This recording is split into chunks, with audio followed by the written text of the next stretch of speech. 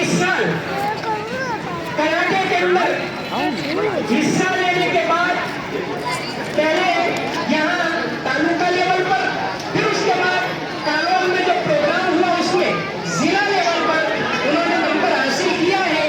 मैं उनके बेटे बोडिया अहमद से दरखास्त करूंगा तो स्टेज के ऊपर आए और अपना प्रोग्राम मुख्तसर बताएं।